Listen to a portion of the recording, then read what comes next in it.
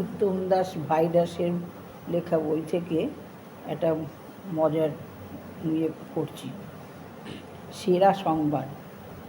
নমস্কার, আজকের বিশেষ খবর হলো রেলমন্ত্রী গরুর গাড়ি করে পশ্চিমবঙ্গে দুঃখ দেখার ও দুঃখ নাশের চেষ্টায় হাঁটি হাঁটি পা পা করে পশ্চিমবঙ্গের বুকে পাড়ি দিচ্ছেন। খবরে প্রকাশ, রেলমন্ত্রী ছুঁচ সিংয়ের সঙ্গে পশ্চিমবঙ্গের দেখবার জন্য কিছু নেংটি ইঁদুর ও ধেড়ে ইঁদুরও আসছেন। ঘাটের মোড়া থেকে আমাদের সংবাদদাতা জানাচ্ছেন, বড় বরযাত্রী সহ একটি বাস ও একটি ট্রাকে ধাক্কা লাগায় বড় বরযাত্রীর গাড়ির হাত পা জ্বলে গেছে।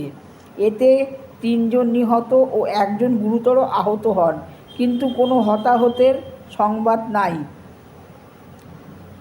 পুলিশ সূত্রে জানা গেছে যে হট্টগোলের মধ্যে বরের পরনের জাঙ্গিয়া ও বউয়ের হাড় ছিনতাই হয়ে যায়।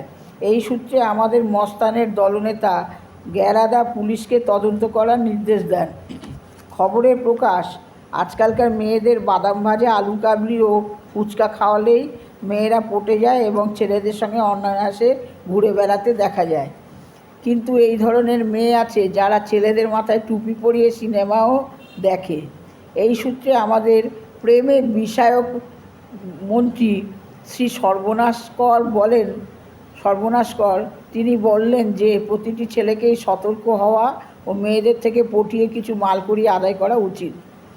গভীর দুঃখের সহিত জানাচ্ছি, গতকাল রাত 1টা 66 মিনিটে আমাদের প্রত্যক্ষ অশান্তি কমিটির সম্পাদক শ্রী শান্তিধর 30টি বিয়ে করার পর বাসর ঘরে বউয়ের কোলে মাথা রেখে পরলোক গমন করেন।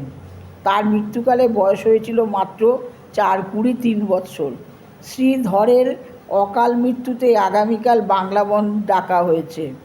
পুলিশ সূত্রে জানা যায় যে বাংলা ছাড়া ইংরাজি, ইতিহাস, ভূগোল ও অন্যান্য সব খোলা থাকবে।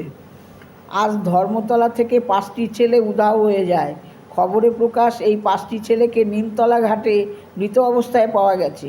পুলিশ সূত্রে জানা যায় যে একটি সুন্দরী মেয়ের হাতের সুরসুরি থেকেই এই 5টি ছেলে প্রাণ হারায়। এই পরিস্থিতিকে নিন্দা করে অন্যান্য মন্ত্রী বলেন, যেহেতু আমাদের আইনে মেয়েদের এই অপরাধের কোনো শাস্তি নেই, সেই জন্য এবার থেকে ছেলেদের হাতে চুড়ি ও কানে দুল পরবার ব্যবস্থা করতে হবে। আর এই অতি সুন্দরী মেয়েদের একটি করে প্যান্ট ও 1 জোড়া গোঁফ বিনামূল্যে দেবার ব্যবস্থা করতে হবে।